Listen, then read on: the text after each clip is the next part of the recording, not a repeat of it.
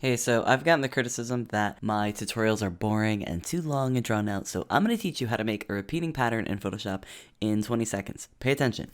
First, you take your file and you go to Filter, Other, Offset, and you put in half the dimensions of your file, hit Enter, and you're going to offset that. You have to fix the file because it's all screwed up looking. Then you go to File, Define Pattern, and make a new pattern, and that's it. That's the whole tutorial. Boom, good luck.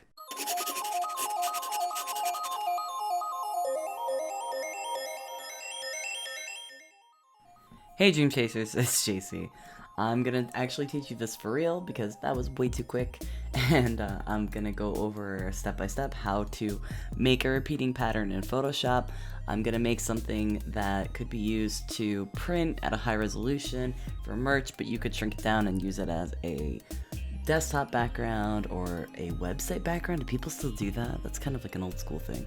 Anyway, I'm gonna go over every step of how to do it. I'm also gonna go over some of my mistakes because the other criticism that I've gotten is that I'm actually too quick in tutorials and I don't give you a lot of detail. I definitely suggest if at any point you get stuck or lost to hit pause or go back. Not just in my videos, but any video that you feel like, wow, that was kind of quick. I didn't really follow that. That's the really cool thing about video. Anyway, I'm not trying to throw shade. I'm trying to actually take the criticism to heart. But anyway, this is a detailed tutorial on how to do this, and I hope that it's helpful. Okay, so I'm starting off with a file that is 5 inches by 5 inches and 300 dpi. And the reason for that is I'm planning to make a pattern that is good for print, so I can turn this into phone cases or a pattern on leggings or different clothing and use it for merch. If you wanted to use it for like a desktop background or something, you can make it smaller. It's always good to start larger and shrink things down later. And I just threw in a background color, and I'm making my pattern out of emotes from my Twitch channel and Discord. You can hand draw a pattern that's a little bit trickier to put together, but it's still doable. And this is a very simple way to get used to the idea of patterns, though, is to just have little graphics that you're gonna repeat. So I laid out all the emotes, and now I'm kind of offsetting the rows a little bit so they don't look like a grid and they're a little bit more random. And the next step is I'm going to fill in all of the empty space. So to do that, I'm just copying emotes and filling them in. So I'm duplicating those layers and kind of moving them and adding a space. And it's not actually gonna work because when you repeat these patterns, you can already kind of tell the way a repeating pattern works is, you know, you're pasting the same image below. And so you're gonna get duplicates. What I just did here, where I'm adding that mermaid tail on the top, really for that to work is the mermaid tail should repeat at the bottom, and I didn't. I put a different emote there, and I knew this wasn't gonna work, but I just wanted to fill in the space and fix it later because it's kind of easier to do it that way with patterns than to sort of guess what it's gonna look like anyway. So I have all that laid out here, and these are how I want to place them, and now I'm adding in little sparkle designs because I kind of wanted to fill in the space a little bit more and kind of make the pattern more interesting because it felt kind of empty to me and a little dull. So I'm just adding in those shapes and kind of moving them around randomly. I thought it would help with sort of the random look of a pattern because sometimes when you have a pattern that's too similar, it just ends up looking like squares, you know, in a really clear grid, and I wanted to give this kind of a more random feeling. So I have all of that set up. So now I'm going to test if this pattern will work. Spoiler, it's not gonna. So I go to Filter, Other, Offset. And it's asking me how many pixels to offset it by. And the way you find that out is you actually take your file dimensions, you look at how many pixels there are, and you divide that by half. So half of 1500 is 750. And since it's a square, it's 750 horizontally and vertically. If you had a different shape pattern, it might be different, but that's what you want to look at, half. So you go to that Filter, Other, Offset, and then type in my case, 750, and hit OK. And you could tell it didn't work. And the reason it didn't work is because I didn't crop it. And so it's counting everything that's kind of off of the canvas. Realizing that this is going to get tricky, I'm saving another copy of this file so I can refer back before I make any changes and kind of have both files to work with. And then the other thing that I did here is everything is in a folder, but I'm duplicating that folder and I'm merging it so that way I'm only dealing with one layer. So I have one layer and I'm cropping the image, and now I'm doing the offset again. And it should work this time. Okay, it did. But you can see exactly what I said would happen, where you have the, half of a heart and half of a teacup and half of a heart and half of a mermaid tail. It just didn't work. So what I'm doing to fix that is erasing the parts that don't work and replacing it, with an image that does work and is complete. If this was a hand-drawn pattern and something intricate, what you would probably have to do instead is just kind of redraw that section and clean things up if they don't line up perfectly.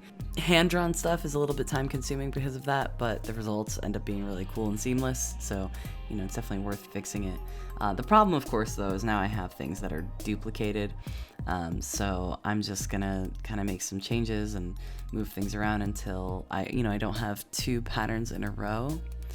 And just kind of erase what was there before. So I'm just working in layers, so I'm erasing everything on that original layer that I had merged, and then dragging in, new layers where needed. And here I just realized too that since I made some changes, the little sparkles kind of didn't work. Some of them are too spaced out, some of them are too close together, so I'm just kind of fixing that. And then to test it to make sure it worked, I'm doing offset again. And you should be able to do this again and not see any mistakes.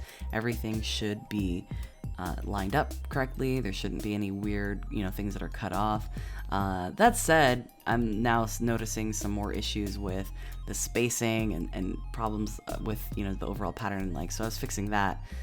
And I'm just going to test the offset again in case I changed anything. And sure enough, there's one of those little sparkles got cut off because I had it kind of on the edge. So I'm just going to fix that. And that's the reason you keep doing the offset, is you're basically testing on whether or not this is going to work as a repeating pattern. It's giving you kind of a sense of what this would look like repeated. So you can see if there's any mistakes. And so you just kind of keep doing the offset thing until it works. So you crop it every time, make sure you're on one layer. And once you have a pattern that's working and it's seamless and everything looks good, you can actually make a pattern in Photoshop that you can reuse anytime. And the way to do that is you go to Edit and then Define Pattern. And then you just name your pattern. And now you can use that pattern whenever you want as a layer style. So I'm going to test it out. I'm going to make a new file. I'm just going to make it 1280 by 720 at 72 DPI, which is it's like the standard, YouTube video size. It's kind of a small desktop background size. I just want to kind of use that as an example. So I'm making a new layer. I'm going over to the layer style, and I'm clicking on that and going to pattern overlay, and now I'm finding my pattern in that overlay and choosing that, and it's not showing up. So in here you can change the blend mode and the scale, and I'm not realizing why it's not showing up until I realize that I didn't fill the layer. So you have to actually fill the layer with something for it to work. It can't be on an empty layer. You can do it on a background layer or a layer with a solid color.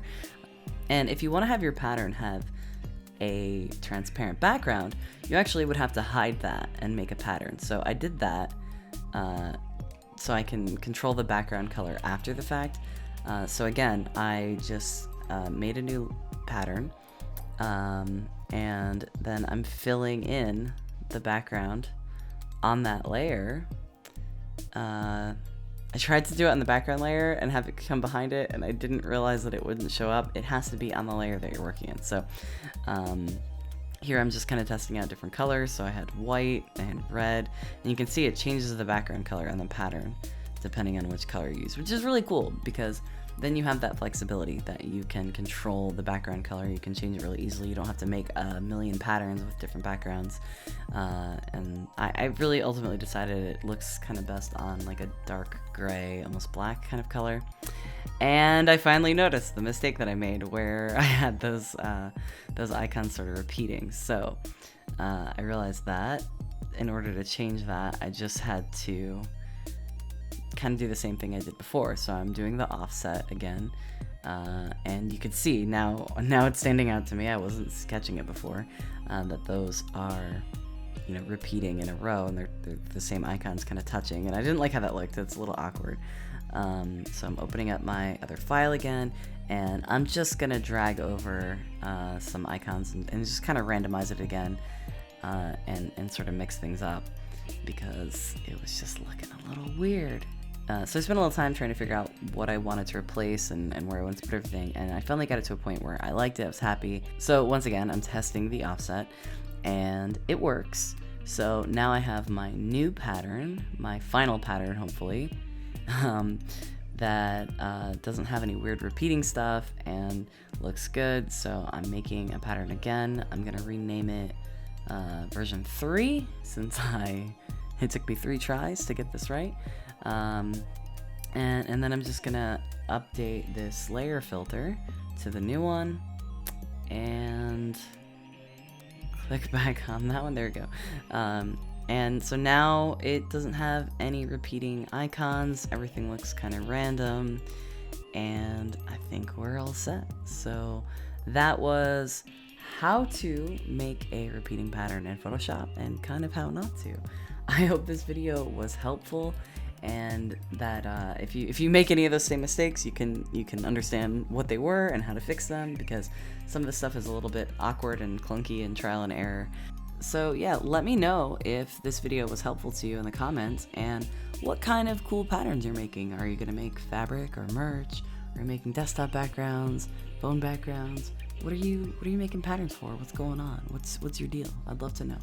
That's it for me. Until next time, chase your dreams. Peace. Thanks again for watching. By the way, if you want to see more of my artwork, you can follow me on Instagram, Twitter, Twitch, all at Jacey Chase. You can also check out my Patreon for early access to videos, projects I'm working on, downloadable coloring pages, and more, so go check that out.